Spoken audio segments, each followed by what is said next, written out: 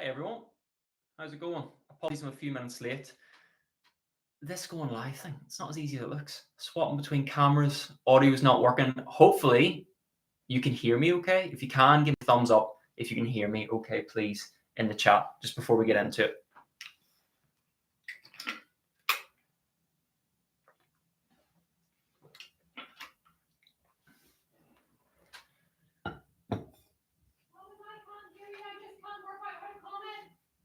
Okay, so we can all hear. Okay, perfect. We're on. So we'll chat a little bit about reactivity today. Why does it happen? What's going on? So essentially, reactivity is a displacement of energy. That's what it is at its core.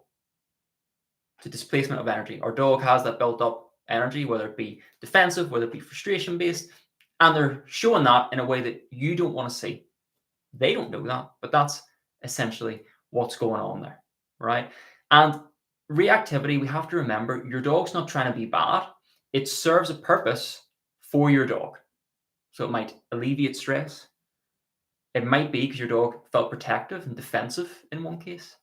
It might just be really exciting and reinforcing. Or it might relieve some frustration in your dog. It's really important you understand that your reactive dog is not trying to be bad.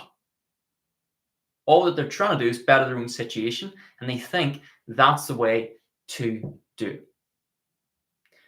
But where does reactivity come from? It's important we understand this. So reactivity can come from like a combination of genetics, environment, and most importantly, previous behavior. So has that behavior worked in the past for our dogs? So you'll likely remember a time when your dog's reactivity wasn't as bad as it was now. And there might even be a trigger point that comes into your mind. So maybe the other dog ran over and bit your dog. Maybe it was the postman came to the door with his hood up and he was a little bit unsure. There's likely a trigger point for your dog. And in that moment, our dog has reacted. And they've got something out of that reaction.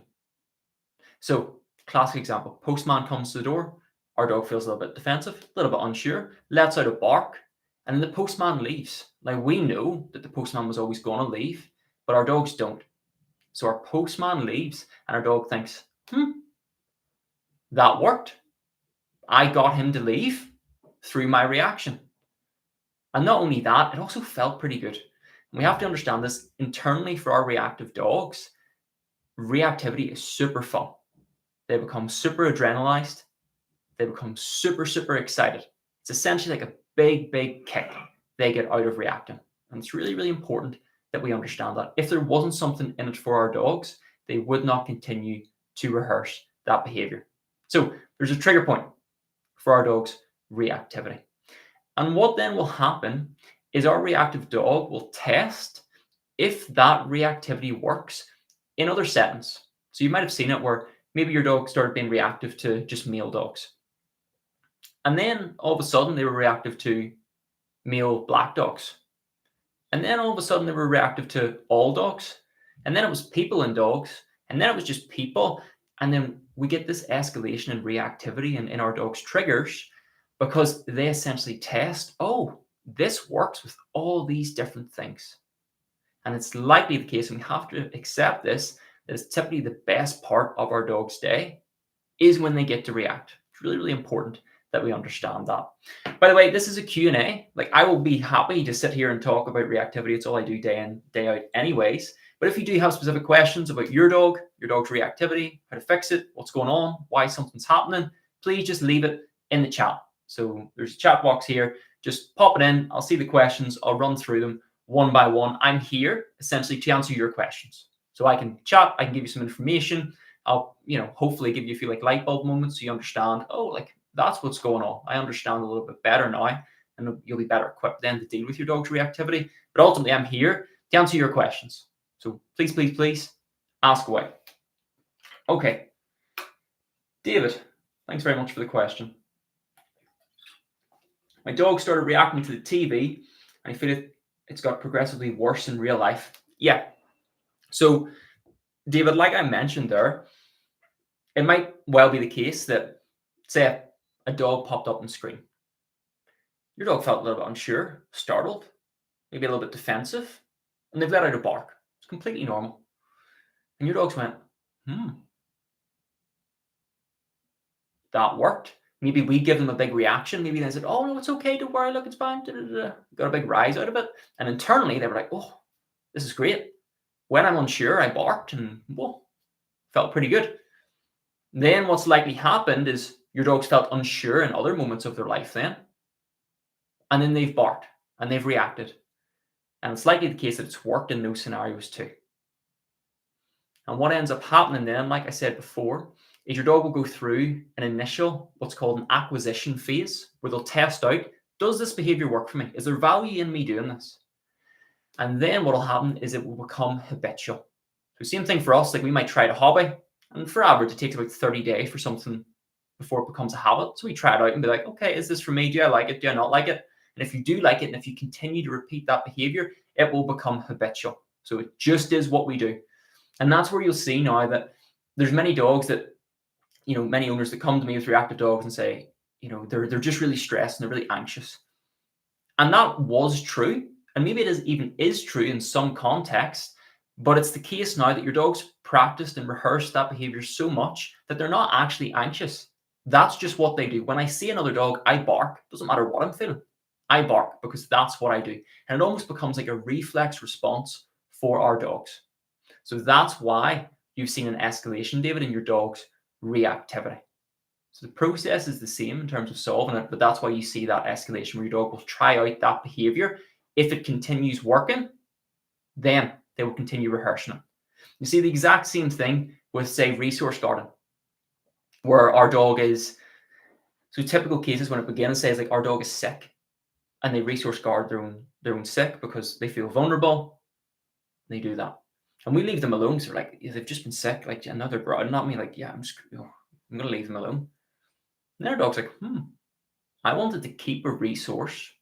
In this case, they're sick. I utilized defensive aggression. That worked really, really well. I wonder if this would work when I steal the socks from the washing because I really like them and I'm not allowed them. Our dog growls. We're not prepared. And we go like, oh, we go away. And we go, okay, have it then. I don't know. And our dog goes, wow, works with that too. I wonder if it'll work when I don't want to get out of my bed or I don't want to move off the sofa. And we see how we end up with this really huge problem where our dog utilizes an undesirable behavior in a variety of different circumstances. So, David, that's what's going on with your dog. And that's why you've seen an escalation in the reactivity as your dog's practiced and rehearsed that over and over and over again. Hopefully that makes sense. Again, any other questions, please fire them in the chat. Yeah, so how do you get it to stop, right? And we can make it really simple and be super, super clear with how I stop and rehabilitate, most importantly, reactive dogs. And it's really simple. And this should make a lot of sense to you. So the first thing we do is we give the dogs a great life. So we fulfill them. Two main ways we do this is through play, like competitive play. So we give them an outlet. Remember, reactivity is displaced energy. So I show them where I want that energy to go. And ideally, I want that play to look as close to the reaction as possible. I will also then get a dog off lead as soon as I can to give them freedom so they can stretch their legs and run and explore and do other things that are stimulating and fulfilling for them. So we fulfill the dogs. We then teach them a yes. So we motivate them. We build motivation and show them what we want them to do. And then we teach them a no. So we set some boundaries and say, okay, do you know that you have this great life? And I'm giving you all these outlets for your drive. Fantastic. Do you know the way I've showed you what I want you to do? And you really like doing that and you're happy to do that? Yeah, great. Okay, so see now this, what you used to have fun at, what used to be your main hobby, you're not allowed to do that anymore. We take it off the table. It's off the menu. We are not allowed to do that anymore. It's simple. And this is the 10%, right? 10 to 20% of work. Like you can do plenty of complicated things, but this is like the really simple stuff that gets 90% of the results.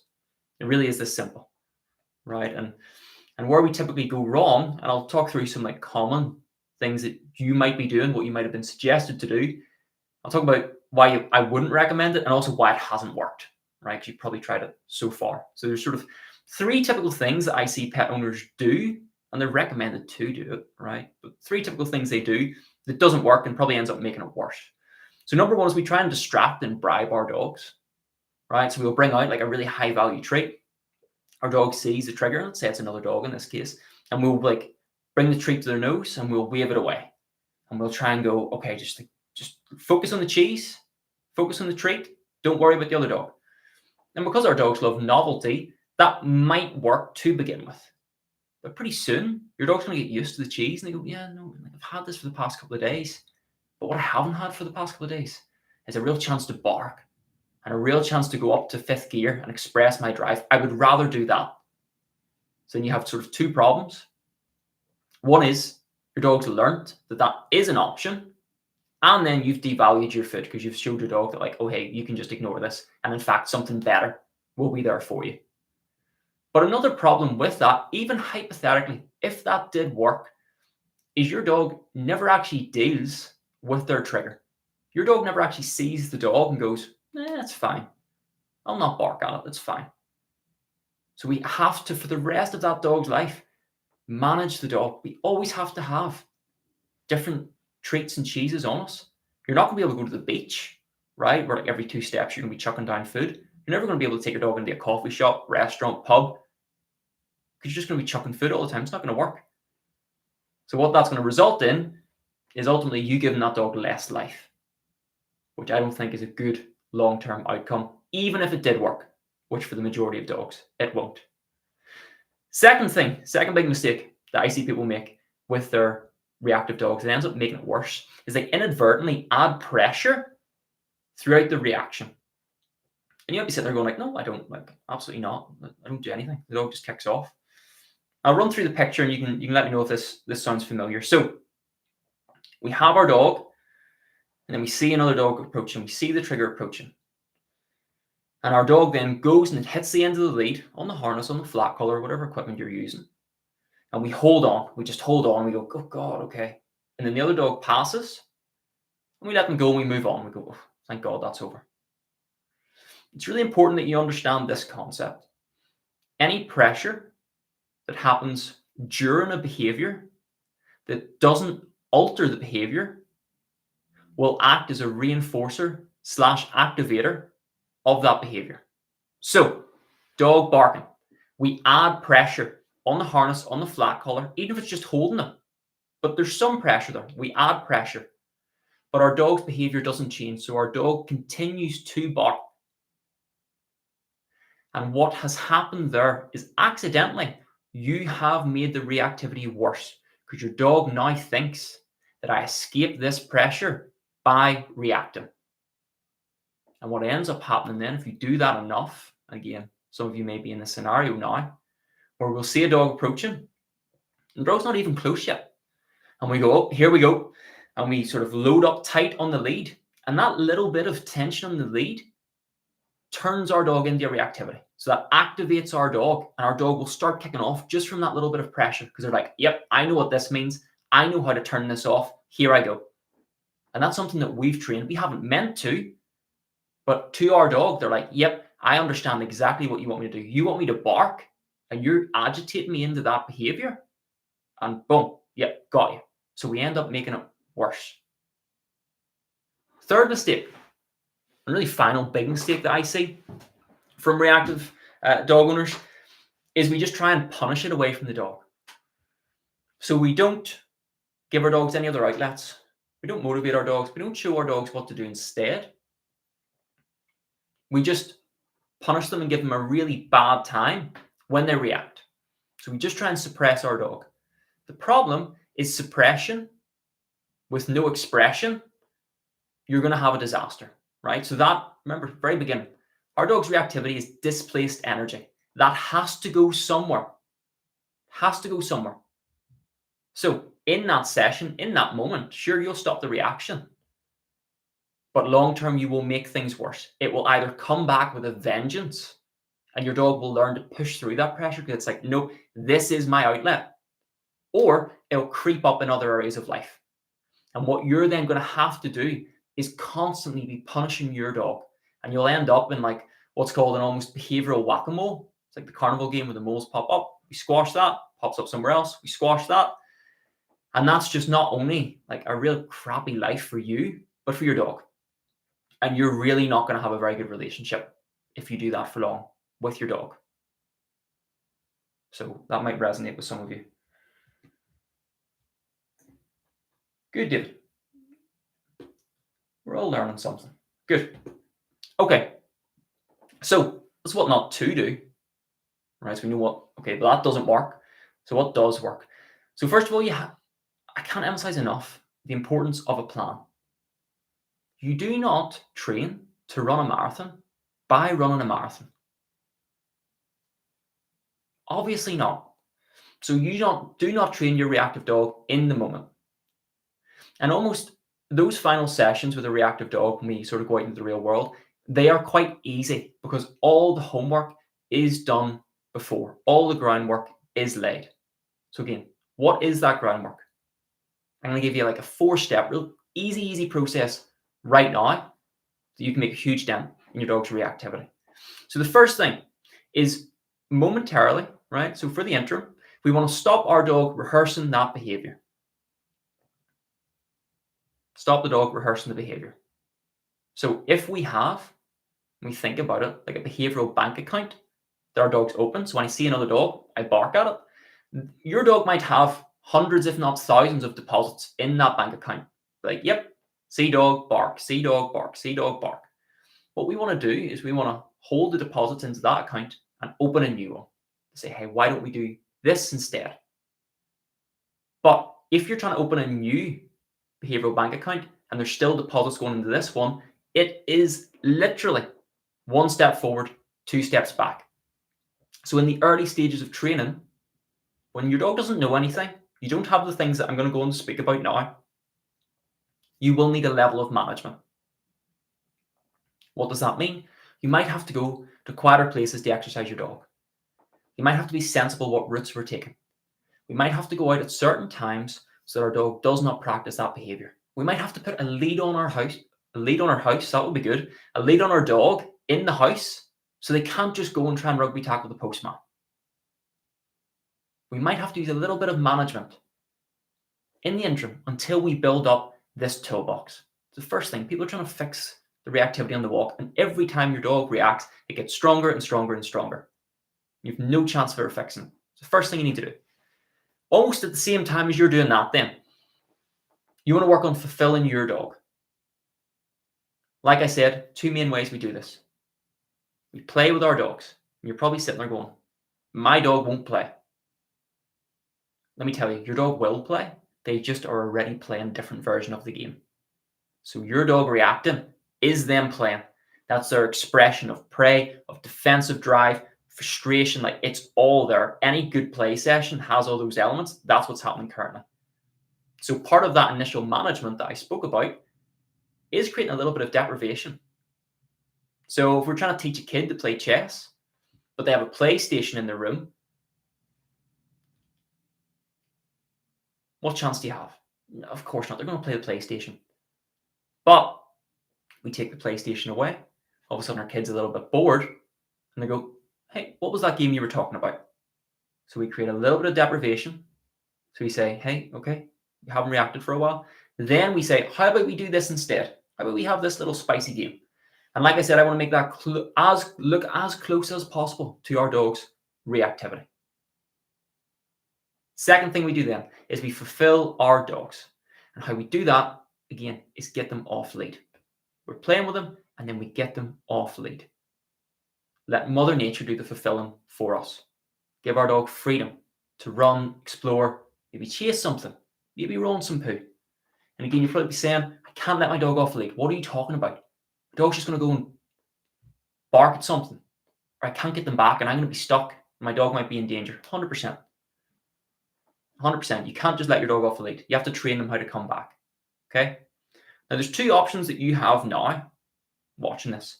So one is you could use management. So you could use a long line. You could use a retractable lead. You could start that tonight if you wanted to. Or option number 2, which is what I do and many of my clients do, is we teach our dogs how to come back. And with this, we add little bits of rules. So not only is it a really good idea to come back to me, but also you have to. And for this, we utilize an e-collar, so our dogs can be off lead safely, and we have the reliability that we can bring them back to us if that squirrel goes to dart across the road. So we give our dogs a really good life. Sort of the second real important thing you understand. Next thing we do then is we build motivation. So we have our dogs in a position where they are excited and willing to engage with us. You cannot teach an unmotivated learner. If you're here and you're watching this and you're scrolling on your phone and you're not listening, I can't do anything. If I show up for my sessions and my clients got earplugs in, I've no luck. Same thing with your dog. If you can't have your dog in a position where you have something they want, then you're stuck forever. And you're just going to be using compulsion, and you're going to be the person that forces your dog to do things. And they're going to hate you. Who wouldn't? Your dog's essentially a slave. So we build motivation. Easiest way to do this for you is to harness your dog's innate drive for food. Not by using cheese and high-value treats, but building work ethic in our dogs for their essential food. So we make sure we're feeding our dogs a high-quality diet, and we use that in our training sessions. So we build motivation. So you can see how this is starting to come together. We stop the rehearsal of behavior. We fulfill our dogs by playing with them and by giving them that freedom. We then build their motivation so we can be out and about and they're excited and pushing us to work and to do something. They want to learn. We teach them a couple of things. You might teach them when you hear this word, disengage from something, come back to me. You might practice that, a couple of setups, maybe a loose lead walk. They're like, yep, no, I'm happy to do all this. I like it. Then, final piece of the puzzle, because that alone is not enough. That'll get you pretty far, depending on the dog. That'll get you pretty far. But there will always be a moment where your dog goes, yeah, but I like reacting more. I would rather do this. Like that. All this is great, but I'm kind of full, and do you know what? This is really good. So that final pillar is we teach them no. So we take certain behaviors off the menu for our dogs. We do this for one of two reasons. Either they're dangerous, so our dogs can't always conceptualize it's like danger the same way we can. Like they're not familiar with our modern world, and they don't know that picking up certain things off the floor could potentially be life-threatening to them. So it's dangerous. So we're able to say, hey, you're not allowed to do that. Or it's undesirable. Barking at other dogs. Jumping on Granny when she comes around for Christmas. Trying to rugby tackle the Christmas tree. Counter surfing and eating my sandwich while I turn my back. Dipping their head into the dishwasher whilst I'm trying to empty it. Barking at the postman, etc., etc., etc. The list goes on. Undesirable behaviors. Hey, I don't want you to do that right now. So we teach them a no. We set those boundaries to say, hey, you're not allowed to do that. And that way we have a holistic picture where now we can go back on our normal walks. Everything can be better than it ever was because we have that toolbox. We can go to the beach and let our dogs off lead. We can have our dogs at liberty, be free. And if they go to do something silly, no, you're not allowed to do that. If they make a good choice, yep, I like that, do more of it. It really is that simple. So hopefully this should be really making sense to you guys. We're like, yep, maybe I've done some of those things wrong. But that's starting today. You want to solve your dog's reactivity. That's the plan that you need. Really, really important that you address the root causes of what's going on. I say this all the time. What a good mentor told me, people need to be reminded more than they need to be taught. Is your dog being a dick, or do they have a shitty life? We have to ask ourselves that. I know we're busy, especially this time of year, run up to Christmas. There's a lot of things going on, and your dog doesn't have to be your number one priority. They do have to be a priority. We have to make sure every day we're carving out that little bit of time to say, okay, the way I want you to be a nice, well-behaved pet dog, and I want you to curl up on the sofa, I don't want you to do all those naughty things, I understand there's a contract between us that I also have to give you outlets for those things because you are an animal.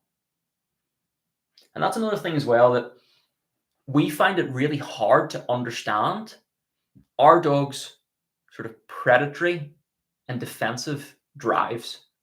So our dogs have sort of several drives. It's arguable, right? Like 5 or 6 drives. The majority of them we can relate to. So food drive, you get hungry. So your dog's hungry, your dog's not eating, you're like, you can empathize with them. You're like, I get you, right? The desire to sleep, again, we have that. We get a bad night's sleep. We're like, yep, I get you. I would understand why you're a little bit cranky. Maybe our desire for social contact. Yeah, I get lonely too. So I get when you're, yeah, I 100%, you want to be with people. You don't want to be in your own stuck there. I get it. We can empathize with our dogs with those things. However, teach their own. Maybe you're different. For me, at least, I've never had the desire to chase and eat a squirrel. Hasn't happened to me yet. So, maybe it's something that'll take time. I don't know. Right? We don't have that. But our dogs do. So because we don't have that, we find it quite hard to emphasize. And when I talk about the importance of play, the importance of off-lead fulfillment, it's people are like, yeah, but I want the dog to stop barking. Like, can we just do that? Because we don't understand how important a piece of the puzzle that is for our dogs. Where if we don't give them those outlets, then again, that displaced energy will happen. They will say, okay, I'm not being given outlets. I'll find my own. I'll go find my own job. And typically that happens in places that you don't want to see. Okay, again, any other questions? Fire them in here. And very quickly as well, I'm going to touch on, again, I'm going to keep talking about, I'm hoping at least, that the sentence that everyone's finding this useful. And you're happy with me chatting away. Again, I am keeping an eye on the chat, so any questions come in, you can let me know. But what I would say that it's really, really important to understand the concept of progressive overload when you're training your dog. So again, like I said, with people, it's really easy, right? Where I want to get in shape, I want to start going to the gym. I'm probably not going to put 100 kilograms on a barbell and start bench pressing. For some of you out there, maybe you can. For me, I'm going to die. I'm going to get very badly injured. It's not going to go well because I haven't built up to that. So maybe I go and I start at 60 kilograms. And then maybe the next week I do 62.5. Maybe the next week after that, 65. And maybe in 2 years' time, I can do the 100 kilograms, but I don't reach the goal by trying to start there. Now, for your dog, good news is your timelines are nowhere near that, right? Like it's weeks to transform and rehabilitate your reactive dog, right? If you're doing like a little bit every day, where then you can be going inside coffee shops and having your dream life for your dog. Like it doesn't take that long. But as an example and as an analogy, it's important to understand progressive overload. So all the clients that go through my program start very easy. First couple of weeks are very, very boring because we're building the base. If you give me 4 hours to chop a tree, I'm going to spend 3 sharpening my axe. Another analogy we can use, it's like boiling the water before we put the pasta in. Once we do that, the rest is easy. But first, it's absolutely crucial that we have that little toolbox that I laid out at the beginning of this live.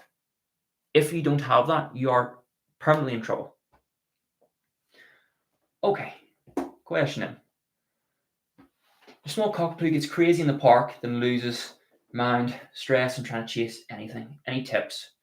Yeah, for sure. Okay. So it's likely the case that your cockapoo has practiced that behavior in the park and had a pretty good time doing it.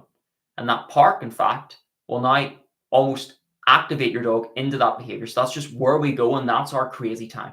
Probably because that is their crazy time. We take them out there and we go there and we go, right, go nuts. So what you want to do is you want to make sure you're giving your cockapoo some of that crazy time in another way, right? So this might be starting with like a play session in the garden and really build that up so like that it's pretty crazy.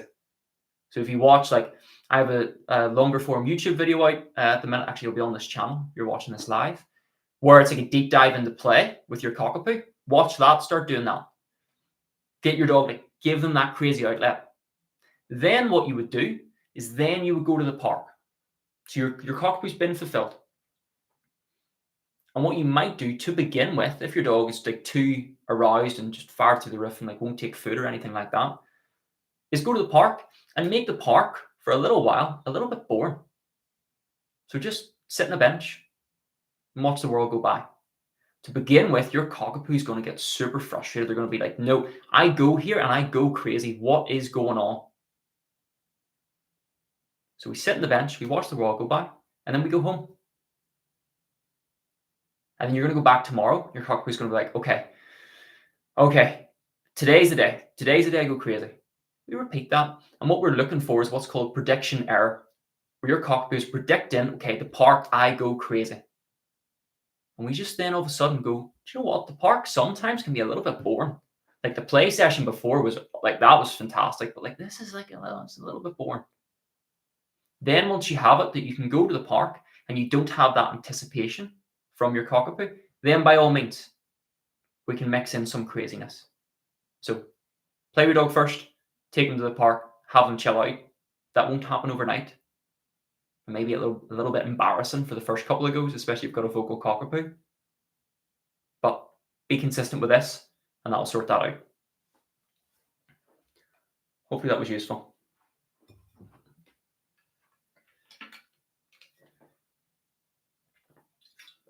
So I'm going to give a little recap here. We have to understand that reactivity is purposeful for our dogs. They're getting something out of it, or else they would not continue to rehearse that behavior. Quick fixes typically make it worse, not better. So you need a structured, progressive plan, consistent of management, motivation, and boundaries, and follow that consistently, making it harder over time, and you will get exactly where you want to be with your reactive dog. Because what we're looking for is long-term, true behavioral change, not in the moment quick fixes. Okay. If you play in the park first, yeah, so like really good point. If you can play in the park, great. Like if you can play in the park, what might happen, the reason I said start at home, play at home first, is because I'm not sure that your cockapoo will play with you in the park. Like it might be the case that your cockapoo is just too wound up to play with you. As a second point to that, what I would also say is if the park is crazy time, then maybe I don't want to play with my cockapoo at the park. Like maybe I want for a couple of days the park just to be somewhere we go to sit. So that's something I would have a think about. If it was me personally, I would do the play at home. Then I would just have the park be super, super boring for a while. Not forever, but in the interim. But you could play with the park or play at the park. I just think you might have those couple of problems that creep in.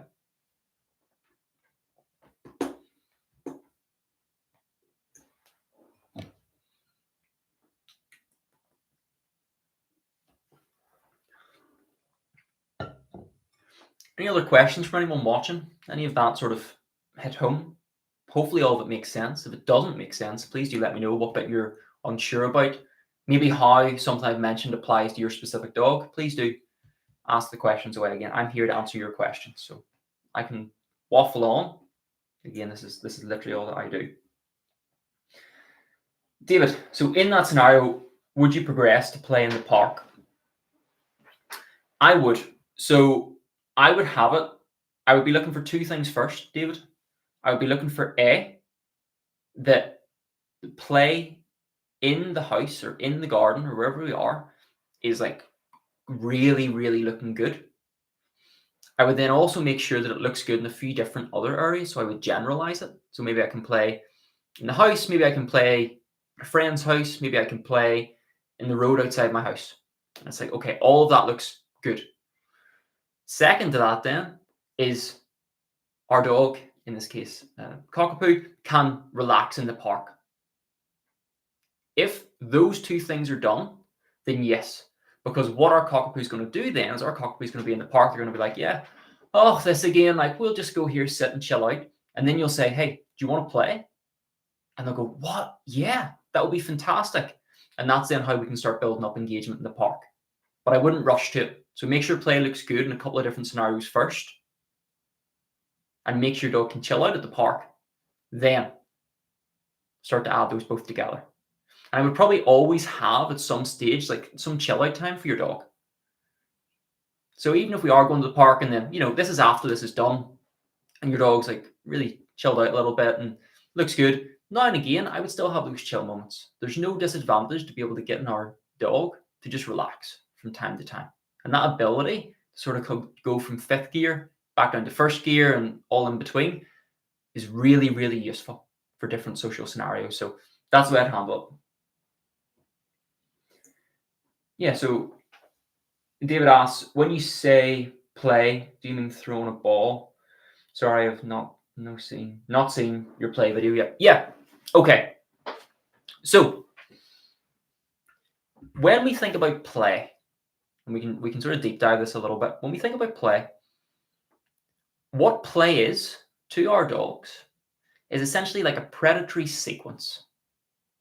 So the reason it's fun for our dogs, if you ever see dogs playing together, they're chasing each other, they're nipping ankles, they take turns, they roll over. It's because they're practicing hunting. That's the practical use of dogs playing, is so they can keep their skills sharp, their hunting skills sharp. So when in real life they do have to catch something, they've been warmed up for it. That's why dogs play. So there's a sequence the dogs will go through, a predatory sequence. The first step is the search, so finding the thing. If you have like a cockapoo, cocker spaniel, lab, like searching for things. We then have the stalk. If you have a border collie, for example, you'll be very familiar with this. So we have the stalk where your dog will like stiffen up, maybe crouch down, very slowly stalk. You probably have seen your dog do this. Then we have the chase, where your dog actively pursues their prey. Then we have the strike, where your dog will initially put their mouth on the prey. Then we have the fight, where your dog will wrestle with the prey. Again, so like your sort of like bully breeds in particular are going to like love like the fighting element. Then we have the parade or the celebration. So your dog's killed its prey, it's won the fight. It will then parade it about and go, oh, look at me, and it'll show off a little bit. And then we will have where our dog will consume their prey. So if you leave toys out for your dog, you'll see this where your dog then will get the toy, your dog will lie down, and your dog will start eating the toy. So they'll start consuming their prey. So that's the predatory sequence. What we want for our dogs is to try and go through as many of those stages as we possibly can. And something like throwing a ball, so playing fetch, only allows us to have the search, the chase, and the strike, right? And that's really it. And especially for a certain type of dog, it's just not going to be enough. So I want the sequence to look as close to that dog, like really wrestling with something as I possibly can. So your typical like tug of war games are going to be your best bet, right? We can have the toy and hide it a little bit. Our dog can search for it. Then we can bring it out and our dog might stalk it a little bit. Then I'll move it and the dog can start chasing after it, so start pursuing it. Then I'll have it where our dog will be able to put their mouth on it and strike it.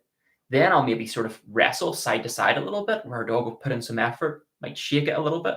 I'll let the dog win. They'll parade it about and then they'll sit down to try and eat it again and I'll start again. So adding something like that, and it's a far more complicated version of the game, which is ultimately going to be more reinforcing for our dogs, and you're going to get more bang for your buck. And it's important to know as well, like play isn't to exercise our dogs. Like, does it do that? Yes, but it's the bottom of the totem pole in terms of what it does. Play gives our dogs an outlet for those innate drives. And if you take nothing away from this, understand that your dog has those drives pre-installed. When your dog's reacting, it's not something that's just happened. It was always in your dog, and they're just then giving themselves an outlet in that way, but it's in there. So playing with our dog allows us to give them an outlet for that in a productive way. So hopefully that answers your question, David. What I would say is when we finish up here in this live, check out that video. So you just talk about play. I talk about how you can progress play. What if my dog won't play? Tips and tricks. It'll be time well spent. So watch that and your dog will thank you for it. Put it that way. Does that make sense, David?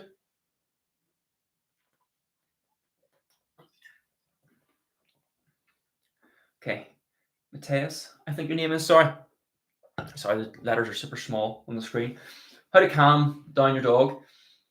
If I see that your dog gets very stressful, they don't listen, and it's their own world.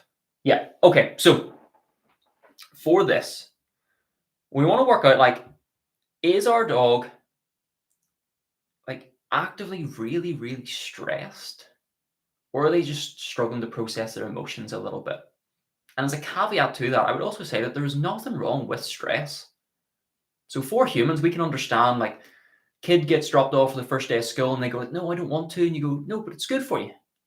Or we get put up for a job interview and we go, oh, I'm really nervous. And we go, yeah, but it's so exciting. It's great.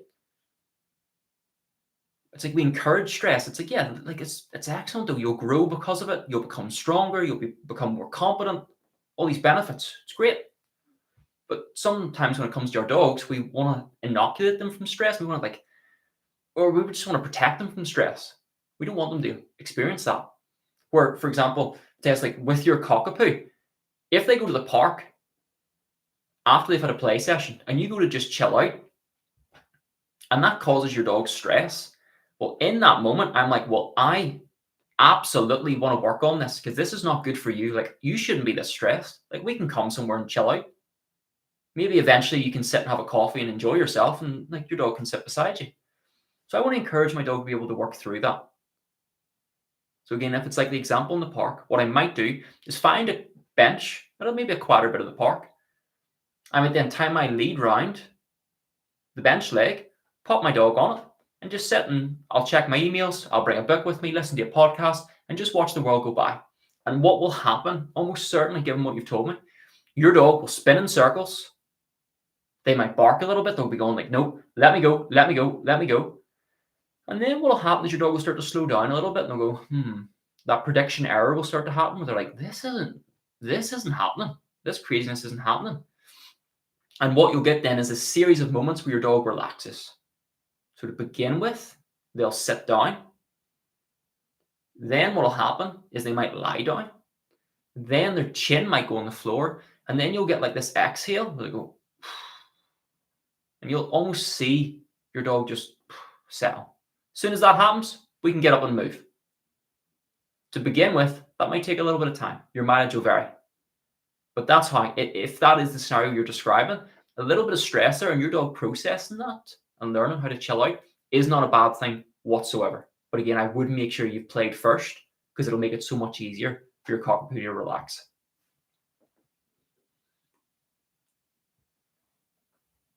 David, yes, thank you. What's the best way to contact to book in a session?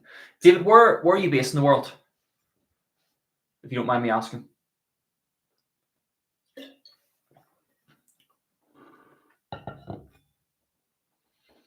No problem, Matthias. Ballymena. So Northern Ireland. Okay, so especially and you have a reactive dog, David, I'm assuming? That's why you're here. Or you just like listen to me speak on a Friday?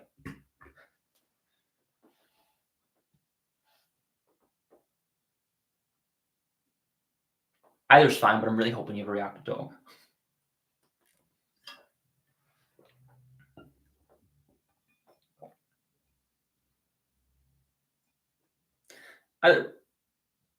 Yes, that's right.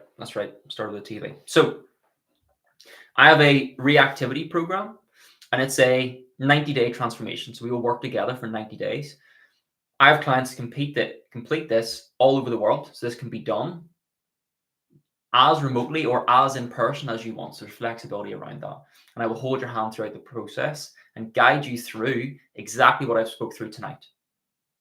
So on a week-by-week basis, you will know what you should be doing. Okay, this is where we're at for your specific dog. Okay, this is the management stage. This is how we build the motivation. Okay, now is time that we start adding in obedience.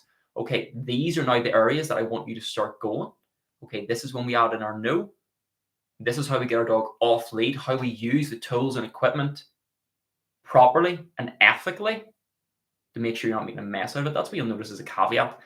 I don't do like how-tos on punishment or tools. Like whatever tool it is, flat color, slip lead, prong color, e-color. I don't do that because like people would just abuse it and it would end up being a mess and it would cause more harm than good. So we walk through all the different options, how-tos for everything.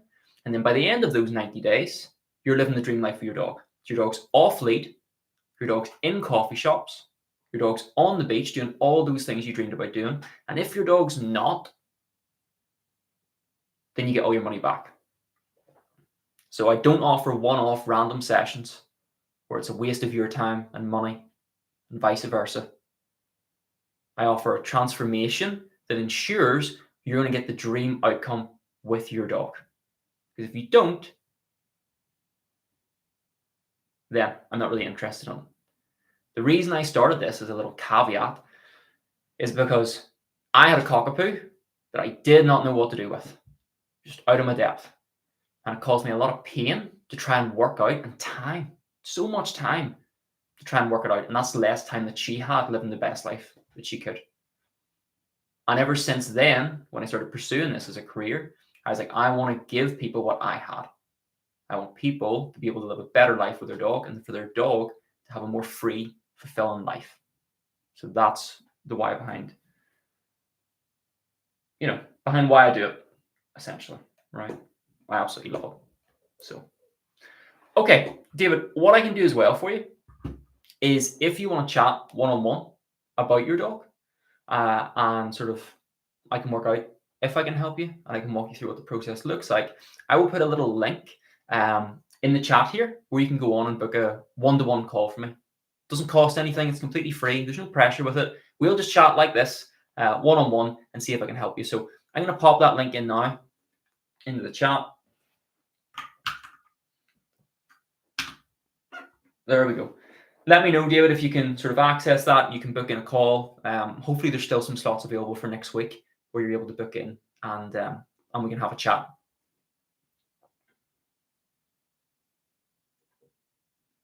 Yeah, I'll wait, David, to give me a thumbs up to make sure that you're able to access that.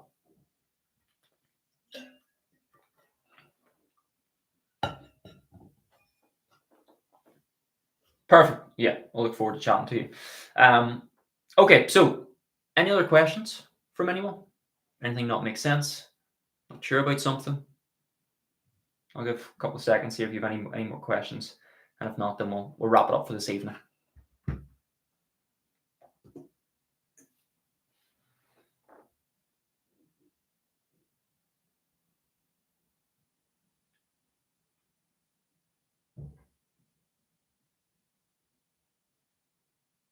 Okay, perfect. Awesome. All questions answered. Again, if you're unsure about anything, give me a shout. You can message me on any social media platforms, email me, whatever works best for you. Any questions about your dog, don't hesitate to reach out. And thanks very much for your time tonight. Have a good one.